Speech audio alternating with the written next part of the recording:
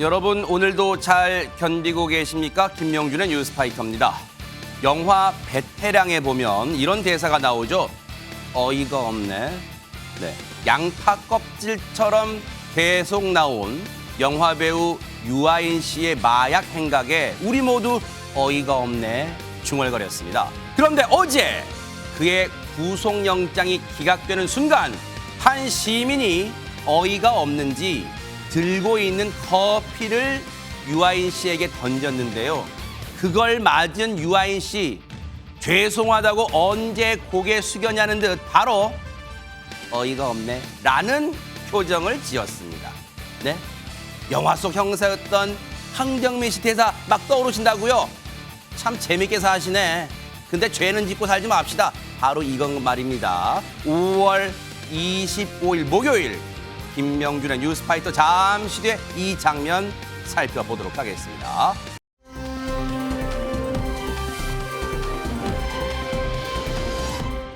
자, 그런가 하면 평화롭던 한 동네가 발칵 뒤집혔다고 합니다. 안진용 기자님. 지난 3월의 한 동네입니다. 이 인천의 한 동네에 수상한 남성이 나타난 겁니다. 과연 어떤 남성인지 영상을 통해서 만나보시죠. 한 남성이 손에 뭔가로 들고 있죠. 그리고 차량 진입 방지 기둥을 마구 내리칩니다. 이 남성이 든 것 바로 30cm가량의 둔기입니다. 어머. 이 둔기를 들고 시민들이 지나다니는 골목을 활보하던 남성. 이 남성 갑자기 도로 중앙으로 큰 돌을 옮깁니다. 어머머. 그리고 지나가는 차들이 이 돌 때문에 통행에 불편을 겪는 모습을 지켜보기도 하는데요. 어머. 그러다가 이 남성, 이런 기행은 여기서 그치지가 않습니다. 둔기를 휘둘러서 전신주를 내려치는 이상 행동을 보이고 있습니다. 이 남성 도대체 왜 이런 행동을 반복적으로 하고 있는 걸까요? 자, 일단은 어머머머 보세요. 지금 뭐 제보자로 보이시는 분이 가까이 또 간 영상도 있어요. 그런데 일단은 이유를 짚어보기 전에 저 행동을 함으로써 일단은 앞서 시민분도 두려워서 이렇게 삥 둘러가고 그랬단 말이에요. 얼마나 두려웠을까 저 광경을 지켜본 분들은요. 맞습니다. 저 시간에 망치라고 하는 게 도대체 이해가 안 가는 거고 아마 저 현재 영상으로는 우리는 저분의 표정을 갖다 볼 수 없지만 아마 저분의 표정을 막상 본 시민들은 너무 두려웠을 겁니다. 와. 그런데 저분의 행동에는 사실 굉장히 명확한 이유가 있는 듯이 보이는 부분이 있습니다. 뭘까요? 첫 번째는 차량 진입하게 돼 있는 기둥을 갖다 한 거는 기둥을 더 튼튼히 박은 겁니다. 그다음에 반대편에 돌을 넣은 거는 차량 통행을 갖다 방해하기 위해서입니다. 저 차량으로 인해서 본인이 피해를 받는다고. 네. 전신주를 때리게 되는 거는 보통 전신주의 전기를 통해서 뭔가 이렇게 감시하거나 그런 게 있을 수 있다고 때 확인한 거고요. 네. 그래서 마지막에 감시를 없애기 위해서 CCTV 카메라를 갖다 없앴습니다. 네. 우리가 저 남성의 기이한 행동은 앞서 곳곳에 설치된 CCTV를 통해 확인할 수 있었잖아요. 근데 마지막 부분 보면 저 남성에게로 누군가 다가가는 영상이 잠깐 나왔잖아요. 허주현 변호사님, 시민분이 위험하게 다가간 거예요? 누가 다가갔을까요? 경찰이 나선 겁니다. 아하. 지금 시민의 안전이 위협받을 수도 그렇죠. 있는 상황이었잖아요. 굉장히 무서울 것 같아요. 그래서 경찰이 나서서 제압하려고 했는데 그 과정도 참 쉽지가 않았다고 아하. 합니다. 어떻게 제압을 하게 됐는지 영상으로 한번 보시겠습니다. 영상이 있어요, 네.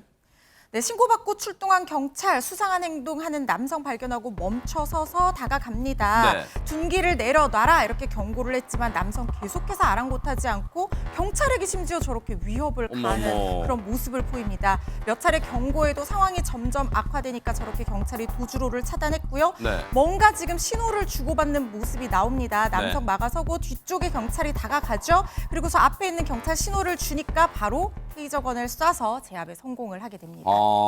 일단은 일촉즉발의 상황 저렇게 마무리가 됐는데 이수정 교수님, 테이저건은 일단 저 테이저건으로 사용해서 제압을 한 건 잘했다고 볼 수 있을까요? 어떻습니까? 참 제가 보기에 좀 안타깝다 이런 생각이 들기는 해요. 네. 저 상황에서는 어쩔 수가 없었다는 걸 뭐 인정하기는 합니다만 일단은 이제 저 상황을 지금 경찰에 보면은 테이저건을 쓰기 위한 매뉴얼이 있습니다. 그래서 전자 충격기 매뉴얼이라는 게 있고요. 네. 언제 쓰느냐? 경찰관 또는 제3자에 대해서 폭력을 행사하려는 자세를 취하고 그 행위가 지금 임박한 상태 맞잖아요. 그러네요. 네, 임박한 상태 또는 주먹과 발 등 신체적 위해를 초래하거나 뭐 또 임박한 상태 이럴 때 이제 테이저건을 써라. 네. 저렇게 이제 모두 매뉴얼에 따라가지고 아. 심지어는 영상도 있기 때문에 네. 전혀 그 지침에 벗어난 것 같지는 않은데 네. 문제는 뭐냐면 저분이 제 눈으로 보니까 저 사람은 일단은 정신질환이 있는 것이 추정이 되고요. 네. 아까 원장님 말씀하신 대로 상당히 좀 피해 망상 같은 게 진행이 많이 된 사람 같은데 네. 그러면 이제 이렇게 치료가 필요한 대상자에게 지금 설득도 하고 좀 알아듣기 쉽게 잘 타이르고 이런 좀 전문 인력이 투입이 돼서 좀 설득할 수 있는 기회가 있었으면 좋았을 텐데 네. 지금 그냥 현장에 출동한 경찰이 테이저건을 쏴서 그냥 제압을 해버리니까 아하. 사실은 좀 안타까운 부분이 있는 거죠. 치료가 필요한 사람이 결국은 네. 저렇게 제압이 됐구나 이런 네. 생각이 들어서요. 아쉬움은 있지만 앞서 보신 것처럼 경찰의 당시 현장 판단은 꽤 위급한, 다급한 상황으로 판단을 한 것으로 보여요. 현장에 출동했던 경찰 얘기 들어보시고 이어가 보도록 하겠습니다.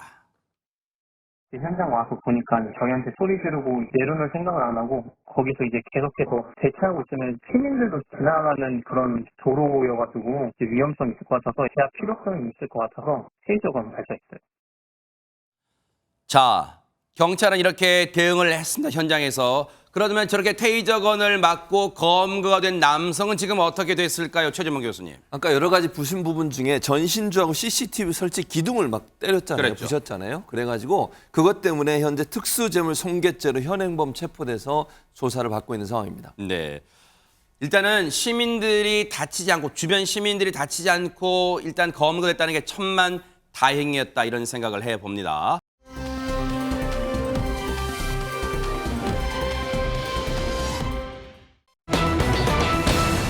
얼마 전에 인천에서는요. 세상에 이런 일이 벌어졌습니다. 안진용 기자님. 네, 멀건 대낮에 그것도 아파트 단지 내에서 벌어진 일입니다. 지금 보여드릴 영상은 굉장히 끔찍한 폭력적인 장면이 담겨 있다는 걸 미리 말씀드리고요. 어허. 자세한 상황 영상 통해서 설명드리겠습니다. 어떤 걸까요? 네. 모자를 쓴 여성이 누군가를 기다리고 있습니다. 잠시 후 한 남성이 나타나자 여성이 남성에게 뭔가를 따져 묻는데요. 그런데 대화가 점점 격해지는 듯한 느낌입니다. 그리고 잠시 화면 밖으로 사라진 이들. 그런데 다시 모습이 보일 땐 남성이 여성의 얼굴을 붙잡고 있습니다. 아하. 그리고는 이 남성, 여성의 머리채를 잡고 있는데요. 이후 마구 흔들기 시작합니다. 어머. 옆에 있던 여성은 이 남성의 아내입니다. 이 아내가 말려보지만 남성은 분을 참지 못했고 여성의 얼굴을 주먹으로 때리고 심지어 발길질까지 이어갑니다. 급기야 얼굴에 침을 뱉기까지 합니다. 세상에. 허준 변호사님, 일단 저 사람들 서로 알고 지내던 사이여서 뭐 감정 폭발한 거예요? 어떤 상황입니까, 지금? 전혀 모르는 사이였다고 합니다. 어허. 그런데 이제 주차 시비로 말다툼을 벌이다가 저렇게 급기야 폭행 상황까지 이어진 걸로 세상에. 보이는데요. 네. 저 사건 지난 토요일이었죠. 20일 오전 11시쯤 인천 논현동의 한 아파트 주차장에서 일어난 일입니다. 네. 30대 여성이 아마 자기 차를 가로막고 있었겠죠. 주차된 흰색 승용차 차주에게 연락해서 차를 빼달라고 했습니다.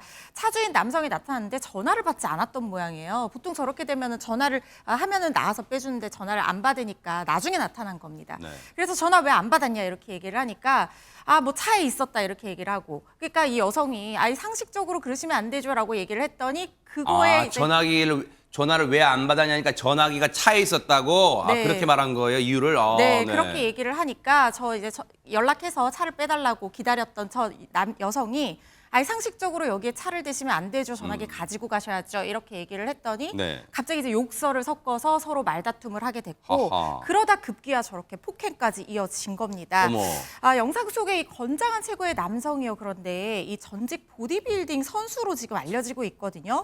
근데 남성이 지금 여성의 머리채를 잡고 이리저리 끌어당기면서 무차별 폭행을 가하는 그런 모습을 보셨잖아요. 주먹으로 때리고 발로 차고 심지어 얼굴을 향해 이 침을 뱉는 모습까지도 보였습니다. 세상에. 어쩐지 체구가 건장하다 했는데 일단 전직 보디빌더 선수였다는 거예요. 선수 출신이었다는 거예요. 그런데 영상을 저희가 부분만 보여드렸어요. 왜 앞서 우리 안진용 기자님 설명처럼 영상이 꽤 조금은 수위가 높습니다. 폭행 수위가. 그런데 일단 저 폭행을 당한 여성 지금 상태가 어떤지 걱정이 됩니다. 최명기 원장님. 전치 6주를 현재 진단받은 걸로 알려져 있는데요. 어허. 우리가 흔히 나오는 어떤 찰과상이라든가 뭐 열상으로는 우리가 6주 진단이 나오지가 않습니다. 6주는 보통 골절을 의미하게 되는 거고요. 그래요? 그래서 현재 갈비뼈에 골절이 있는 걸로 알려져 있고 어허. 그러나 만약에 6주가 지나도 갈비뼈가 붙지 않을 확률이 있고요. 그러면 그때 이제 추가 진단이 또 이루어집니다. 네.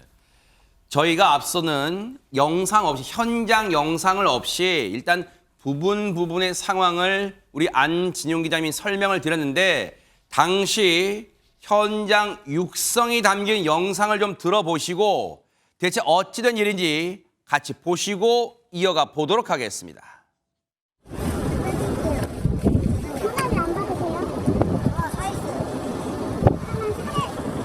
아, 그렇게 안 좋네? 여기가 계시면 안 되죠. 전화를 가지고. 아, 식적이고 누구야. 죄송하다요가 먼저야. 차 빼드릴게요. 야, 손대지 마, 손대지 마. 가, 그냥 가. 야, 네가 먼저 쳤어. 야, 이모야. 잘한 지진아. 하지마, 잘하세요. 죄송해요.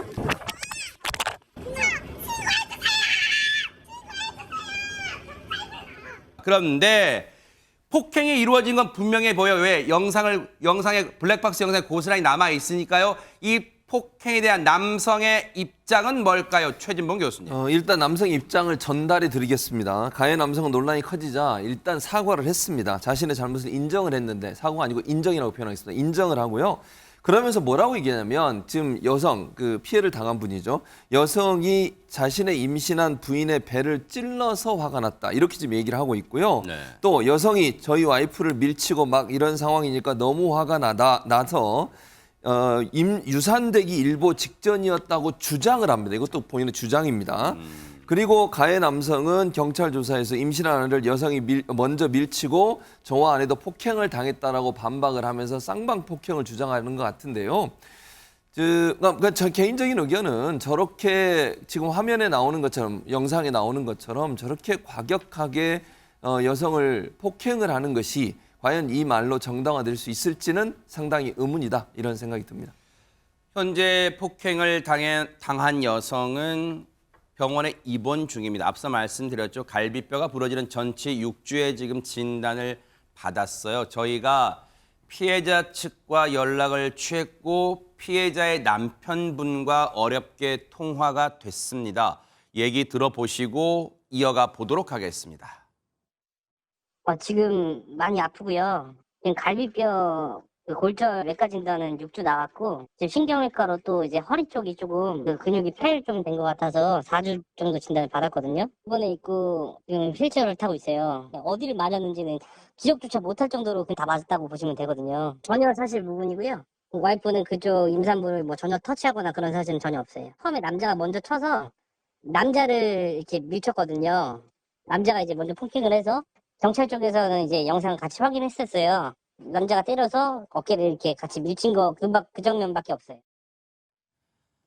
일단 가해 남성은 허주연 변호사님 얘기를 들어보니까 이게 물론 자신이 폭행했다는 걸 인정하면서도 나도 맞았다, 내 아내도 맞았다, 뭔가 공동 폭행, 쌍방 폭행 뭐 그런 걸 주장하는 것 같아요 지금. 네, 맞습니다. 경찰이 여성이 112에 신고를 했고 경찰이 지금 수사에 들어간 상황인데요. 남성이 일단 공동폭행 혐의로 입건이 된 상황이고 나온 것처럼 쌍방폭행, 자기도 이제 뭐 자기 아내도 맞았다 이렇게 지금 주장하고 있는 걸로 보이거든요. 그래서 경찰도 현장에 촬영된 전체적인 영상을 보고 이 가해자 피해자를 구별하겠다, 좀 수사를 해봐야 될 것 같다 이렇게 얘기하고 있는 상황인데 지금 나오고 있는 영상만 봤을 때는 사실 이 여성분이 임신한 아내를 때리거나 밀치는 장면이 나오지는 않았어요. 그래서 전체적인 영상을 좀 봐야지 확인을 할 수 있겠지만 이게 쌍방폭행인지 아니면 일방폭행인지 아니면 이 여성이 정당방위 수준에서 이 남성이나 아내를 밀친 것인지 이 부분에 대한 판단이 결국에는 쟁점이 될 걸로 보이거든요. 네. 그런데 현저한 체격 차이가 나고 많이 다쳤기 때문에 영상만 봐서는 일방폭행으로 판단될 여지도 있어 보이지만 만약에 이 여성이 방어 행위를 넘어서서 진짜 이 상대방이 주장하는 것처럼 임신한 아내까지 밀치고 뭐 뭐 이런 부분이 확인이 된다고 하면 이 또 쌍방이 될 여지도 있어요. 그래서 이 부분은 좀 추가적으로 조사되는 내용들을 지켜봐야 될 것 같습니다. 일단 경찰이 이 사건은 수사를 하고 있습니다. 모르긴 몰라도 지금 블랙박스, 저희가 보여드린 그 블랙박스 영상 외에도 주변 상가 건물 등의 CCTV 그리고 주변에 당시 차량이 주차되어 있었다면 그 차량들의 차주의 동의를 구해서 블랙박스 등을 다 협조를 받을 거예요. 그래서 다각도의 장면을 통해서 과연 이 사건이 일방 폭행인지 아니면 쌍방 폭행인지 여부를 가릴 것으로 기대가 됩니다. 이 사건은 그래서 한번 저희가 관심 있게 그리고 차분하게 결과를 좀 지켜보도록 하겠습니다. 그리고 어쨌든 말 한마디로 천냥빚을 갚는다고 했는데 주차를 애초 잘못해서 단초를 제공했으면 사과가 먼저 선행됐어야 되는 거 아닌가 그런 생각을 가해자 측에 얘기를 해봅니다.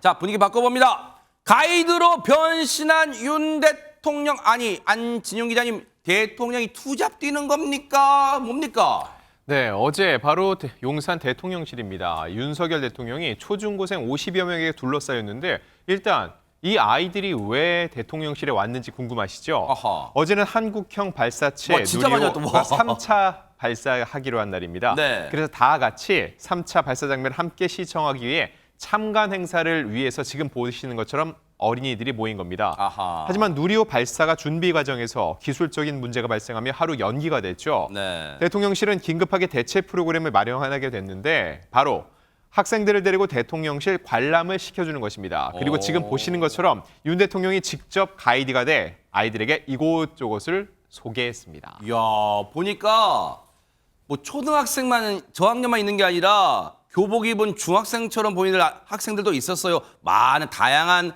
학생 연령층의 학생들이 왔는데 진짜 대통령 주변에 꽉 에워싸고 있는데 누리호 발사는 연기했지만 그래도 온 김에 대통령실 구경시켜줄게 아마 그랬는 것 같습니다. 영상 만나보시고 이어가 보도록 하겠습니다.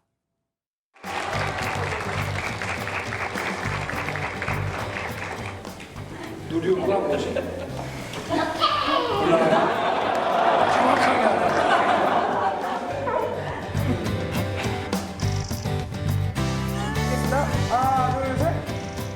우리 중에 보낼 때 이제 여기서 그런 이제 외교 행사하는 거 아니에요?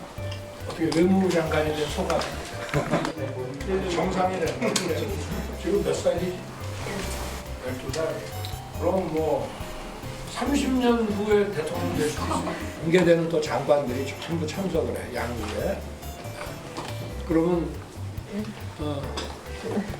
어느 나라 정상을 하고 싶나?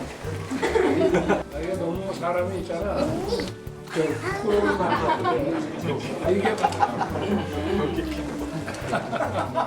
너희는 어떻게 같은 쌍둥이야? 이 교복은 아닌 것 같아.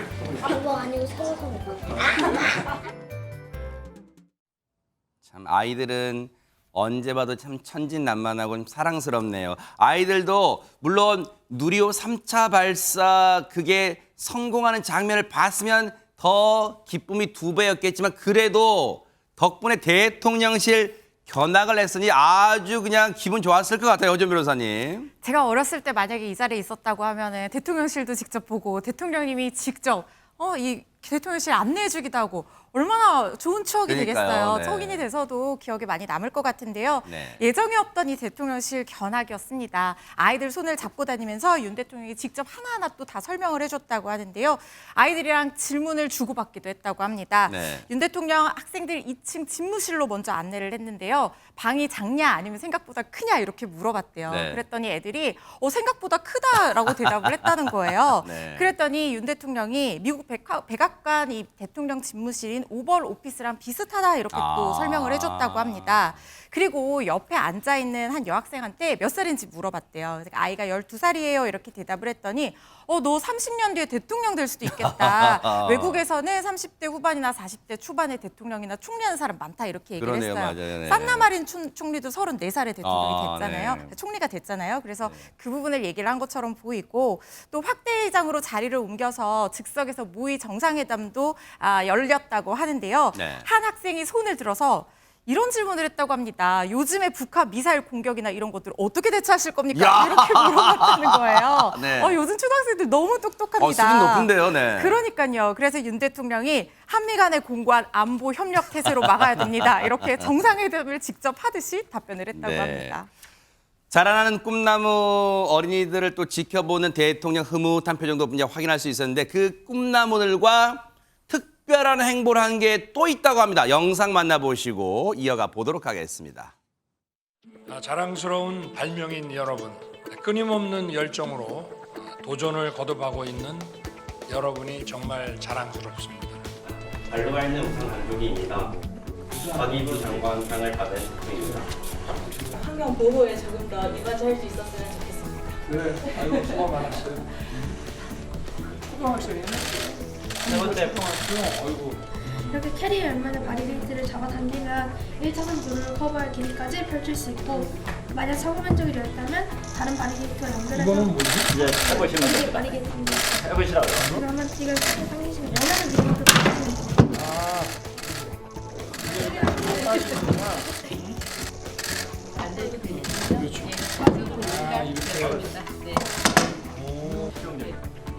차선 하나 정도는 그러네.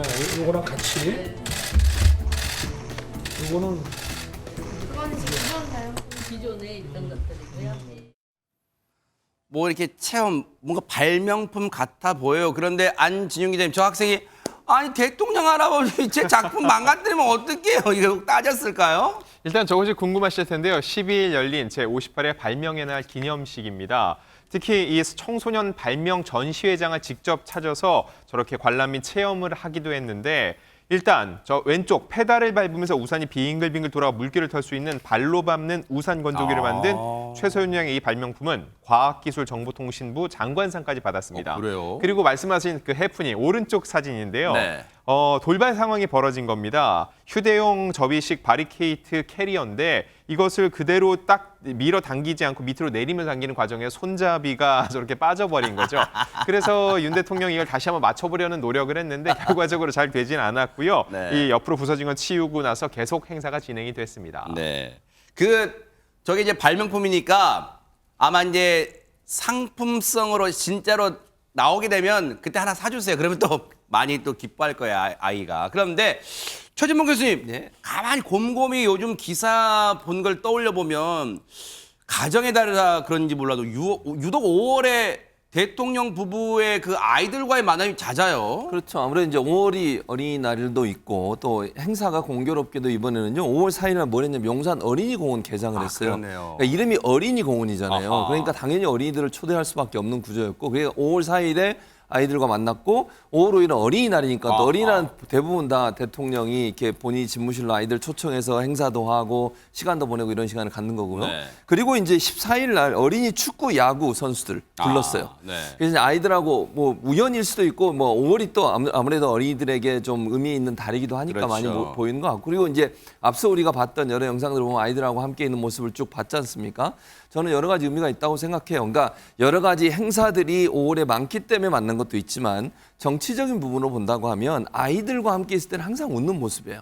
어느 누구든 그게 뭐 정치적으로 막 치열한 이슈가 있을 때는 뭐 여야 간에 다투고 싸우고 뭐 이럴 수밖에 없잖아요. 아하. 그리고 치열하게 뭐 외교 현장이나 이런 데서는 웃는 모습보다는 아무래도 심각한 모습이 자주 나오거든요. 그러니까 선거 포스터도 보면요. 아이들 안고 있을 때 가장 잘 웃어요. 후보들이. 그런 이미지도 있다고 저는 봅니다. 그래서 뭐 그게 꾸며진 거든 꾸며진 것이 아니든 대통령이 아이들과 함께 있는 모습 저렇게 아이들과 소통하면서 즐겁게 있는 모습 이런 모습들은 국민들한테 상당히 편안하게 보여주는 모습. 희망이 또 아이들을 만나면 희망이 보이잖아요. 그러네요, 진짜. 그런 부분들이 결국은 대통령실이나 대통령 입장에서는 긍정적인 이미지를 만들어낼 수 있는 중요한 계기가 된다고 보여집니다. 그러네요. 아이들은 우리의 미래입니다. 우리의 미래인 아이들이 안전하고 또 행복하고 웃을 수 있는 사회를 만드는 그런 정책들을 정부가 좀 많이 만들어주길 기대를 해보도록 하겠습니다.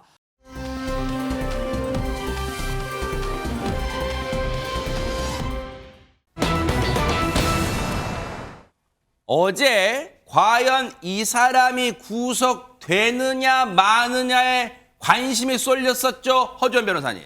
네, 배우 유아인 씨 구속 여부에 정말 관심이 많이 쏠렸었는데요. 결국 구속은 일단 피했습니다. 네. 어제 오전 11시 유아인 씨가 영장실질심사 받기 위해서 서울중앙지방법원에 출석하는 모습 나오고 있습니다. 비교적 덤덤한 표정과는 달리 이제 수척해진 얼굴, 또 평소보다 머리가 흰머리가 좀 늘어났었어요. 그래요? 그래서 뭐 마음고생했다 이런 기사들도 나왔었는데 네. 1시간 30분 정도 영장실질심사를 받고 유치장에서 결과를 기다렸습니다. 네. 12시간 뒤에 결과가 나왔는데요. 법원에서는 구속영장을 기각했습니다. 영장을 기각했어요. 마약 혐의가 결코 가벼운 사안은 아닐 텐데 왜 기각됐을까요? 허주연 변호사님. 일단 도주나 증거인멸의 우려가 없다고 판단을 한 걸로 보입니다. 지금 단계에서 굳이 구속 수사를 할 필요가 없다, 이렇게 판단을 한 것으로 지금 알려지고 있는데요. 서울중앙지방법원에 따르면 범행 관련 증거들이 이미 상당수 확보됐기 때문에 지금 뭐 불구속 수사를 해도 어느 정도 혐의가 입증이 될 정도로 증거들이 모였다, 이렇게 판단을 한 것 같고요. 그리고 기본적인 사실관계 대부분 인정한다, 이 점을 들었는데 이 부분은 대마 부분에 대해서 인정을 하는 부분, 그다음에 의료용 마약에 대해서는 처방 기록이 있기 때문에 이걸 투약 사실에 대해서는 부인하는 게 아니라 목적에 대해서 지금 다투고 있는 거거든요. 그래서 그런 부분이 지금 이유로 가만히 된 것 같고, 또 코카인 부분에 대해서는 다툼의 여지가 있다고 판단을 한 것 같습니다. 그래서 피의자의 방어권이 보장이 돼야 된다라고 봤고요. 또 주거가 일정하고 동종 범행 전력이 없는 점도 이 구속영장 기각 사유로 꼽혔습니다. 구속 전 피해자 신문, 즉 구속영장 실질 심사를 받고 나온 풀려난 유아인 씨 모습 좀 보시고 이어가 보도록 하겠습니다. 법원에서 영장이 기각됐는데 무리한 영장 신청이었다고 보십니까? 뭐 그건 제가 판단할 문제는 아닌 것 같고요. 법원에서 내려주신 판단에 대해 존중하고 감사한 마음입니다. 코카인 투약했던 혐의는 인정하십니까? 앞으로 남은 절차에 성실히 임하면서 제가 할 수 있는 소명들 해나가도록 하겠습니다. 심력 끼쳐 죄송합니다. 증거를 인멸했다는 죄송합니다. 혐의도 갖고 계신데 여기에 대해서는 어떻게 생각하십니까? 그런 사실은 전혀 없습니다. 죄송합니다. 앞으로 수사 어떻게 받을 건지 한마디 부탁드릴게요.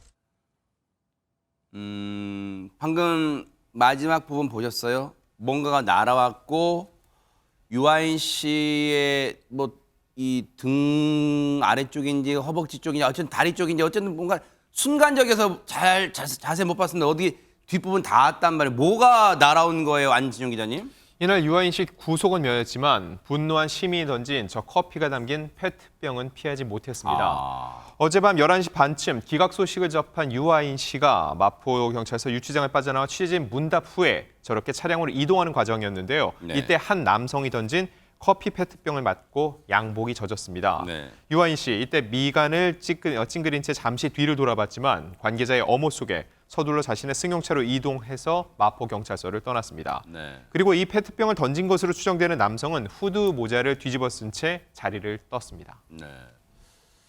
지금 보면은 이제 요거 이제 느린 장면, 느린 화면 이제 본 거예요. 근데 또 뭐라고 또 중얼거리긴 해요. 뭐 근데 최명기 원장님 근데 잘못은 했지만 저 상황에서 뭐 기분 좋을 일은 없죠. 뭐가 날아와서 맞았으니까. 네네. 일단은 그 안에 뭔가 액체가 있었다 그러면 상당히 아팠을 겁니다. 네. 우리는 이렇게 보니까 간단한 것 같지만 만약에 한 2m나 3m 정도를 저 액체가 든 어떤 물체가 와서 우리의 몸에 닿는다 그러면 그 통증은 상당합니다. 네. 거기에 대한 반응이었다고 생각을 하고요.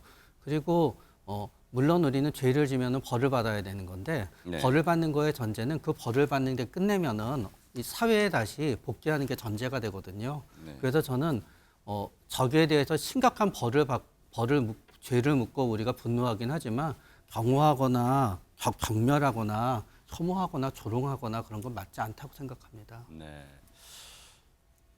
저 행동은 분명 잘못된 행동이에요. 저게 만약에 커피가 든 페트병이 아니라 진짜 무슨 위해를 가할 수 있는 물건이 날아왔다면 정말 큰일 날 뻔한 일이었잖아요. 저 행동은 잘못된 거예요, 분명히. 그런데 지금 이제 이런 심정적으로 이렇게는 해석할 수는 있을 것 같아요, 이수정 교수님. 저걸 던진 시민 저 행동이 잘했다는 건 아니지만 저걸 던졌을 정도의 마음이 영장 기각된 걸 납득을 못하겠다 뭐 그런 거 아닐까요? 어떻습니까?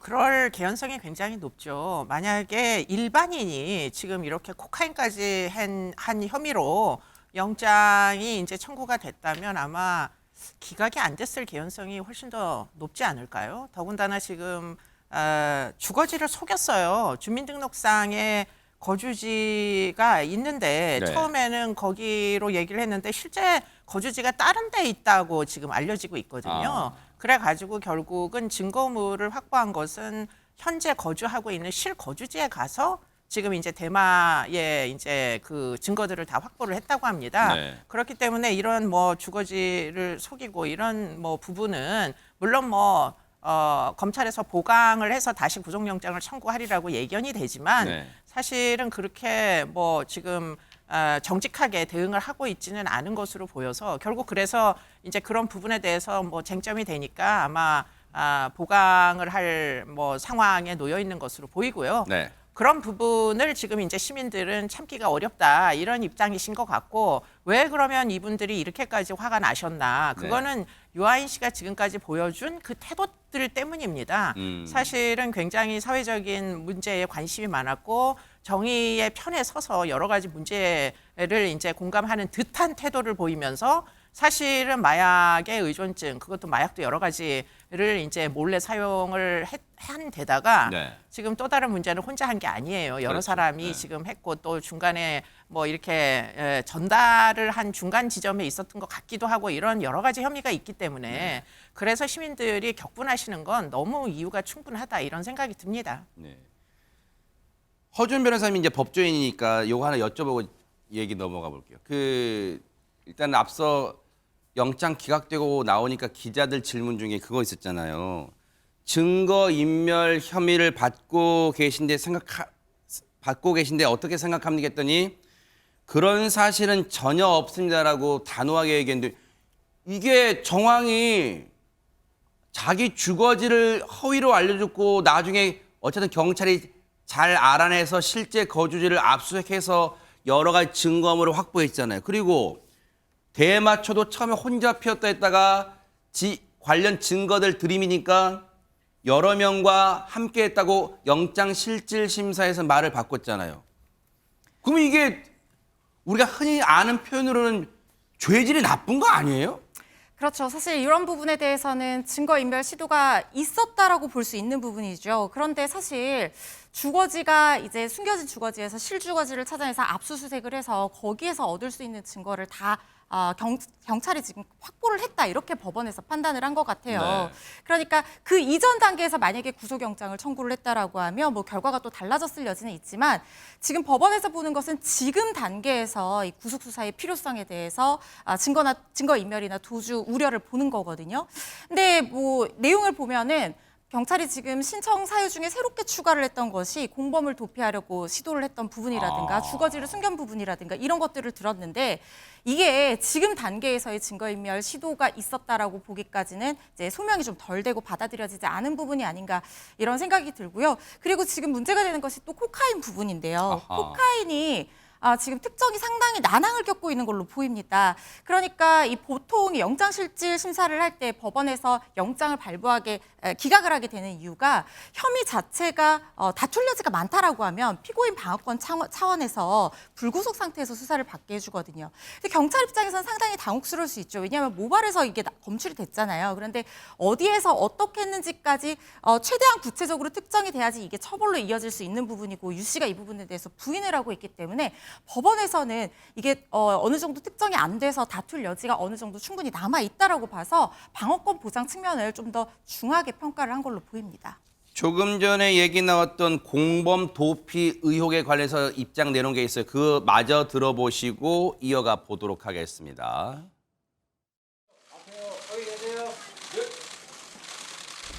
공범을 도피시키려 했던 게 사실인가요? 혐의에 대한 상당 부분 인정하고 있고요.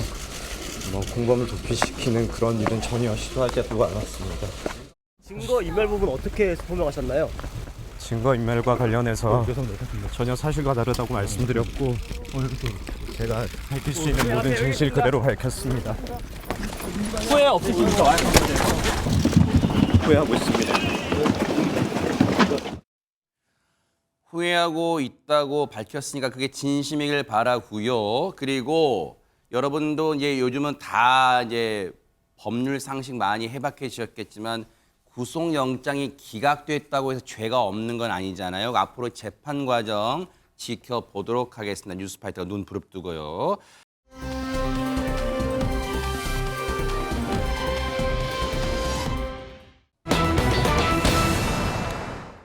제목이 여러분 보세요. 우리의 상식과 좀 달라요. 제목이 좀 이상한 거 잘못된 거 아니에요, 허준 변호사님? 아닙니다. 피해자 가족을 나무란 판사 이야기가 맞습니다. 그래요? 이게 들어보시면 또 일리가 있다는 생각을 하실 수 있을 것 같은데요. 어허. 지난 18일 제주지법에서 열린 한 공판 진행 중에 부장판사가 이 피해자 가족에게 호통을 친 사실이 알려졌습니다. 어허. 이날은 어떤 재판이었냐고 하면요. 이 구속 기소된 70대가 있었는데 혐의가요. 성폭력 범죄의 처벌 등에 관한 특례법 위반 중에서도 장애인 강제추행 혐의였습니다. 어허. 첫 공판 날이었는데요. 공소사실에 따르면 이 기소된 70대가 지난해 10월 제주시의 한 창고 안에서 지적장애를 가진 피해자 남성을 강제추행한 혐의를 받고 있는 상황이라고 합니다. 그 성폭력도 특히 장애인 성폭력 죄질이 극도로 안 좋다는 생각이 확 듭니다. 이수정 교수님. 네, 뭐 70대 가해자라고 해도 지금 이 피해자가 지적장애를 가진 남성이에요. 나이가 더 어린 남성이겠죠? 그러다 보니까 아무래도 판단 능력이 좀 이렇게 일반적이지 않은 사람을 유인을 해서 창고에다 가둬놓고서는 일어난 강제추행이기 때문에 죄질로 보면 이거 굉장히 심각한 문제가 있는데 네. 문제는 어찌된 일인지 합의가 됐다고 지금 합의서를 제출했다는 겁니다. 피고인 측에서. 그 얘기는 지금 피해자가 강제추행을 당한 피해자가 결국은 자신을 추행한 그 남자, 지금 피해자도 남성인데요. 용서를 해주겠다, 처벌 불원의 의사를 표명을 했다고 합니다. 처벌 불원이라면 말 그대로 최진문 교수님, 이 성추행의 피해자가 그 가해자에 대해서 처벌을 받는 걸 원치 않아요. 이 가해자가 처벌받기를 원하지 않습니다. 이렇게 말했다고요? 그렇게 합의서를 낸 거예요, 재판부에. 근데요, 이게 반전이 있습니다. 지금 그 피의자, 가해자로 지금 지목된 사람 있잖아요. 이 사람 같은 경우에는 그게 피해자의 의사가 담긴 합의서다. 이렇게 주장을 해요. 네. 근데 반대로 피해자 측의 변호인은 뭐라고 얘기하냐면 그 해당 합의서에는 피해자의 의견이 전혀 반영돼 있지 않다라고 이의를 제기했다는 겁니다. 아니, 이 부분은 더 알쏭달쏭하잖아요. 안진용 기자님, 합의서라면 그 당사자의 의사, 의중이 반영돼야 되는 건데 이게 무슨 말이에요, 변호인의 얘기는? 그걸 확인하기 위해서 재판부도 방청석에 앉아있던 피해자 이 남성에게 직접 그 속내를 물었습니다. 그에 따르면은 이 남성 굉장히 충격적인 얘기를 했는데 고모들이 합의하라고 시켰고 합의금 1,300만 원도 고모들이 받아갔다고 얘기를 했습니다. 세상에. 저는 합의하고 싶지 않았습니다. 그 돈도 다 돌려주고 싶습니다. 가해자가 꼭 처벌을 받았으면 좋겠습니다라고 얘기를 했고요. 성추행당한 지적장애 조카에게 고모들이 합의금을 받고 결국 합의를 강요한 것입니다. 고모들, 이 고모들이란 사람이 이게 사람입니까? 이게 사람이 할 짓이에요? 허준 변호사님. 그러니까요. 현장에서도 실제로 미성년자가 피해자인 경우에 이 가족들이 강요를 해서 합의를 하게 만들고 그래서 실질적인 합의 의사가 반영되지 않은 상태에서 미성년자니까 또 제가 했습니다 이렇게 하면은 합의한 것으로 되어서 반영이 되고 이런 상황이 가끔 벌어지거든요. 어허. 그럴 때 정말 너무나 안타까운 생각이 듭니다. 재판부도 사실 이렇게 법정에서 판사님이 호통을 치는 경우는 이 정도까지는 잘 없거든요. 어허. 상당히 이례적으로 분노를 드러낸 것 같은데요. 네. 설령 피해자가 장애로 인해서 온전한 결정을 내리지 못한다고 하더라도 무엇보다도 당연히 피해자의 의사가 존중이 돼야 되는 것인데 아프다는 피해자 입장을 더 대변해줘야지 가족끼리 그렇게 해버리면 피해자는 진짜 어디로 가야 되느냐 이렇게 큰 소리로 호통을 쳤다고 합니다. 네. 그러면서 이 70대 가해자의 변호인에게 피해자가 또다시 가족에 의해서 압박받지 않도록 이 합의 과정에서 좀 주의를 해달라 이렇게 당부를 했다고 하고요. 제2차 공판은 다음 달 중에 열릴 예정입니다. 이 판사님이 법에도 눈물이 있다는 그걸 그대로 보여주는 거예요. 이 판사님의 그 호통 다시 읽어드릴까요? 가족까지 그 피해자의 가족까지 이렇게 해버리면 피해자는 대체 어디로 갑니까? 라고 그 고모들, 피해자의 고모들이란 사람한테 눈 부릅뜨고 호통친 거예요. 새겨 들으세요. 어떻게 조카의 이 피해를 빌미로 돈을 챙겨요? 그 사람이 할 짓입니까?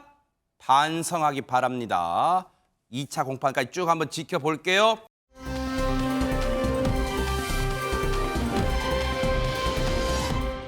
자, 그런가 하면 분위기 바꿔볼게요. 이런저런 관심 가는 소식 좀 짚어보도록 하겠습니다. 첫 번째 소식은 안진용 기자님이 준비하고 계십니다. 네, 처음을 가볼 곳은 바로 영국입니다. 아하. 어떤 영상 준비되는지 함께 보시죠.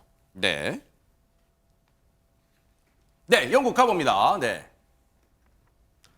네, 주유소에서 한 여성이 내려 주유기를 꺼내듭니다. 그리고 차량의 주유구를 찾는데요. 그런데 요리 보고 조리 봐도 도통 주유구가 보이지 않습니다. 당황한 그녀를 지켜보던 주유소 직원, 다가와서 한마디 하는데 네. 이 차는 전기차입니다. 전기차에 주유구가 있을 리가 없죠. 주유를 할 필요가 없으니까요. 어머머, 근데 왜 저 여성분은 주유를 하려고 그랬죠? 그래서 뭐? 여성 머쓱한 웃음을 지으며 다시 차에 타는 모습인데 네. 정말 황당하고 웃음이 나는 장면입니다. 아니 근데 저희도 웃음이 나는데 최진봉 교수님, 네. 그러면 저 여성분 차주일 텐데 자기 차가 전기차인지 가솔린차인지 경유차인지 모르는 거예요? 그러니까 순간적으로 습관적으로 거기에 간 거예요. 그러니까 평소에 이제 전기차를 새로 아마 구입한 것 같아요. 그러다 보니까 평소에 그냥 예전에 탔던 차를 생각하면 기름이 떨어졌으니까 기름 넣어야지라고 하면서 그냥 주유소에 들어간 것 같아요. 그러니까 본인이 SNS 뭐라고 올렸냐면 네. 당시 별 생각 없이 운전하다 주유소를 찾았다. 그리고 부끄러운 실수였다. 이렇게 얘기를 했는데 아마 이제 차가 전기차인 것을 깜빡했던 것 같아요. 근데 더 재밌는 일은 네. 이 SNS 영상이 많이 퍼지다 보니까 네. 일론 머스크도 이걸 본 거예요. 그래서 거기다 글을 올렸는데 가끔 있는 일이다. 습관이 무서운 법이다. 이렇게 그러니까요. 글을 올렸다고 합니다. 일론 머스크가 딱 우리가 하고 싶은 말 그대로 했네요. 습관이 정말 진짜 무섭다 이런 생각을 해봅니다.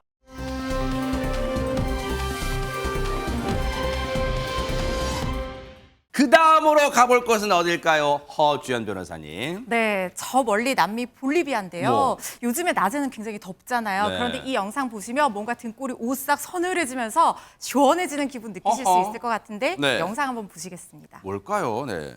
네, 출발 신호와 함께 무섭게 질주하는 선수들. 이곳은 볼리비아 라파스의 이 한 산악지대인데요. 어허. 보기만 해도 아찔한 경사길 저렇게 오로지 산악자전거 하나에 의지해서 빠르게 내려갑니다. 세상에. 울퉁불퉁 험한 길 때문에 낙차 사고도 많다고 하는데요.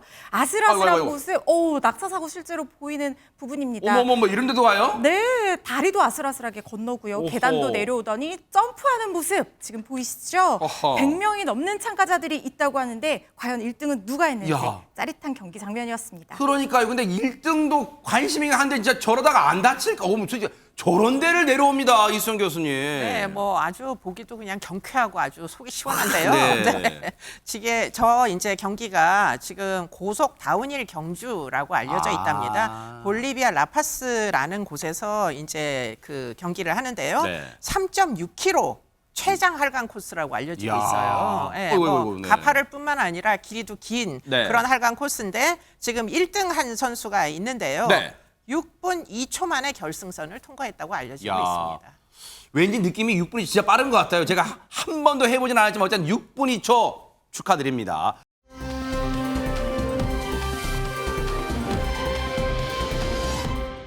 그런가 하면 유독 요즘 동물들의 탈출 소식이 많이 들려와요. 최재문 교수님. 그렇습니다. 이번 주에 주차장에서 고라니가 등장한 영상 보여드렸잖아요. 그러니까요. 그랬는데 이번에는 어떤 동물일지 영상으로 한번 만나보시도록 하겠습니다. 어허.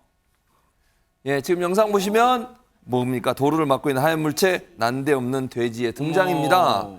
근데요, 그제 오전 대구의 한 도로에서 달리던 트럭에서요, 돼지 한 마리가 탈출한 소동이 있었는데요. 네. 다행히 신고를 받고 급히 출동한 소방관 분들 덕분에 큰 피해 없이 돼지 포획에 성공을 했지만요. 네. 힘도 무게도 장난이 아니라서 인근 지게차까지 동원이 돼서 어머. 다시 차에 실렸다고 합니다. 네. 그래서 지금 지게차 온 거 보이시죠? 네. 저기에. 그리고 나서 돼지가 향했던 곳은 다름 아니요. 도살장이었는데요. 어머. 혹시 이 녀석 그걸 알고 탈출한 건 아닌지 궁금합니다. 진짜 이게 최진문 교수님 설명 듣고 보니까 막판에 그 지게차로 들어오기 직전에 저 녀석이 고갯짓을 했잖아요. 막 이렇게. 최명규 원장님, 나 가기 싫어 막 그런 거 같아요, 진짜. 좋지 않은 곳으로 간다는 건 틀림없이 알았을 거라고 어. 생각해요. 돼지는 상당히 지능이 높아갖고요. 예. 인간 다음에 영장류, 돌고래를 제외하고 나면은 그 다음에 돼지는 아주 높은 쪽에 속합니다. 그래요? 그렇기 때문에 평소와 분위기가 다르고 뭔가 굉장히 안 좋은 일이 생기는 곳으로 어머, 간다는 건 어떡해요. 틀림없이 알았을 겁니다. 아이고 안쓰럽네요 세상에. 아유 어떡해요 진짜.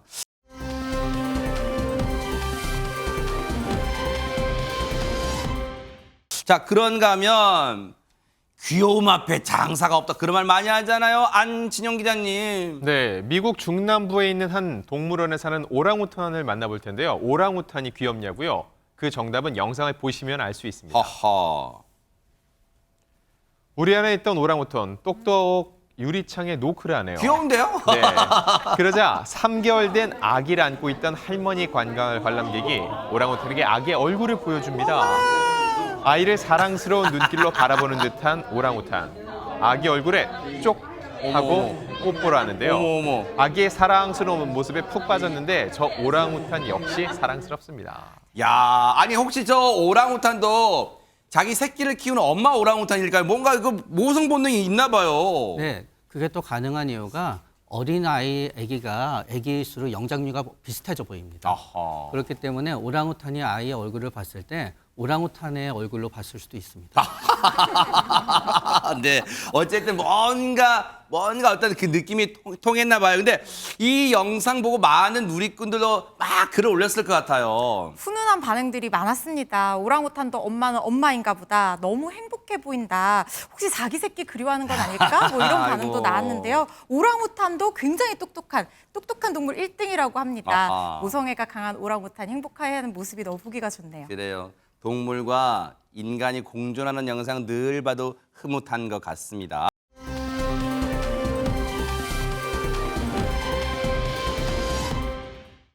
오늘 클로징은요. 서울 노원구에 사시는 조민경 님이 보내주셨습니다. 읽어드릴게요.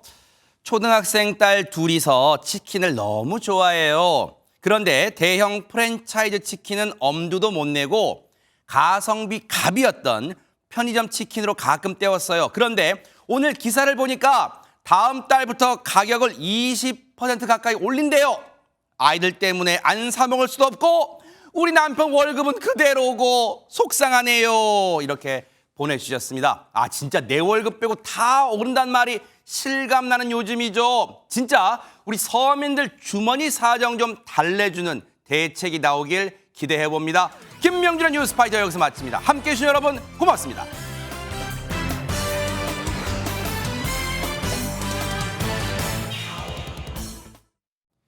보고 계십니까? 대박 사건. 네, 안녕하십니까? 김명준입니다. 여러분과 함께하는 뉴스파이터. 다양한 소식과 뉴스를 보고 싶으시면 화면 오른쪽을 꾹 눌러 구독해 주시길 바랍니다. TV로도 유튜브로도 여러분께 한 발 더 다가가겠습니다. MBN 뉴스와 뉴스파이터를 사랑해 주셔서 고맙습니다.